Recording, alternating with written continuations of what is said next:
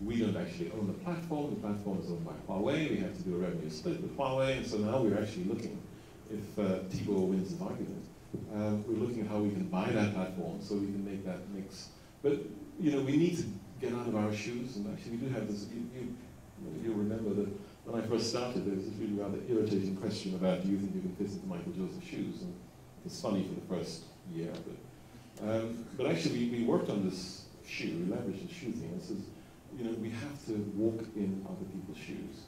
And so I made the entire company, not just the senior team. We started out with a senior team. You have to still do it. We started out with a senior team, and we said, you have to go work in the shop for 2 days.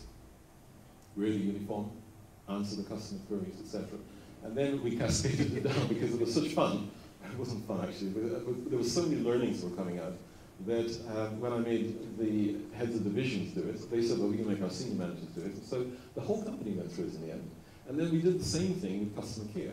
And so what we have to do is we have to take our shoes off and put your shoes on to understand. And we don't have any, Nzioka has a better understanding than the rest of us, but we don't understand what it feels like to be a developer and to be coming here and slugging it out every day, and to be to come and sit in a corridor at Safaricom for however long. And sometimes it's hours, right? They sit for hours and then you're treated like you're a piece of dirt.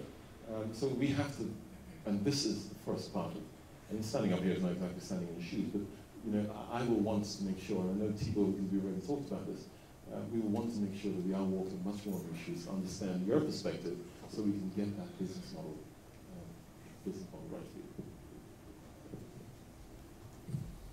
Any question back there? My name is Felix. I would like to interest you with mHealth solution that you did of where I work. Is partnering with Penn State University, and I think that a few others all over the country, to have a look at what they are doing with respect to mHealth, because it can come in as a component to what you have. But on a developer's shoe,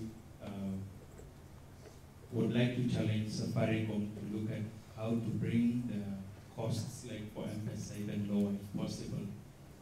Because especially for the smaller transactions, because when you sell music, you sell it for 100 shillings, and already 15 shillings goes to Safaricom. When it is 100,000, it's okay, but as a percentage for smaller transactions, it's not okay. Yeah, sure. So on the mHealth thing, write to me or write to Nzioka. Nzioka has a digital inclusion team, and I'm easy to find.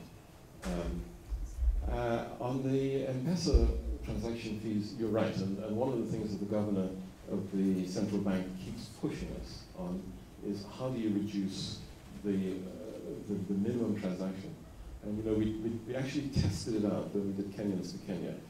So the minimum transaction was 10 shillings, right? 10 shillings. So we now know we can do 10 shillings. The question is, if you're going to transfer 10 shillings, what is the charge going to be?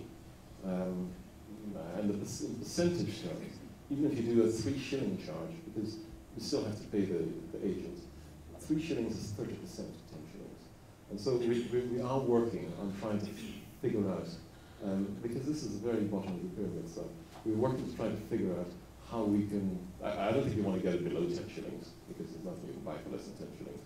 But how do you manage the economics? And even if we sacrifice, and maybe we could do, we could sacrifice our part of this and say that the rest of the value chain also needs to get some money out of this. It's still going to be at about 2 shillings, but with something which is high up on our agenda.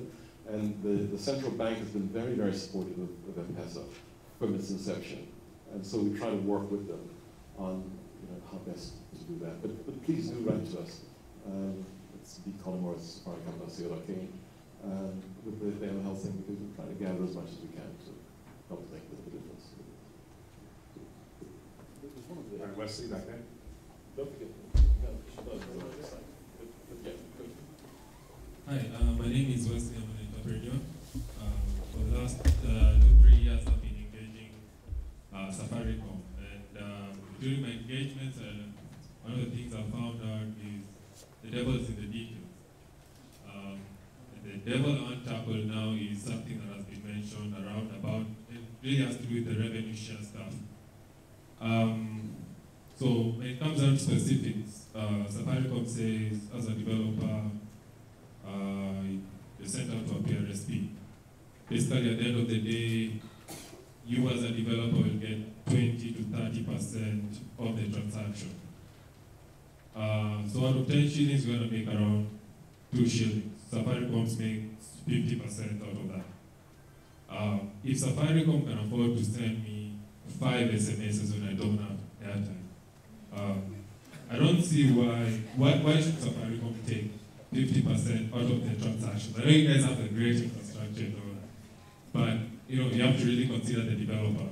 That's one thing. Another thing is the payout periods. It's quite long. When we talk to PRSPs, they talk about you have to wait for 60 days, something like that. So transactions that were done today have to wait for them 2 months from now. It's crazy running a business like that. Yeah. So Okay. And also, just on that same part of the revenue, there is the argument that the more transactions you do, the better the revenue share becomes. But then a business, for me, I see it the other way, because when you're starting out, that's when you really need the money. You have great marketing costs, you have all that. Maybe that's why you need the biggest chunk of the money. Yeah, so the specifics of revenue share, and I hope your new platform addresses that, but I also want to hear what you have to say about it. Okay, so your question is about in 3 parts, and I'm going to give Ken the opportunity to answer one of those, which is why he sends you 5 SMSs when you're out of credit. So I'll let you, he knows the answer to this. But let me, because what I'm going to do is reiterating what I just said about revenue share. It's easy for you to sit and say, you're being greedy because you're taking 6 to 7 to 80%. But if we were to swap positions and you had to invest 25 billion shillings this year, then you start to understand that the money doesn't,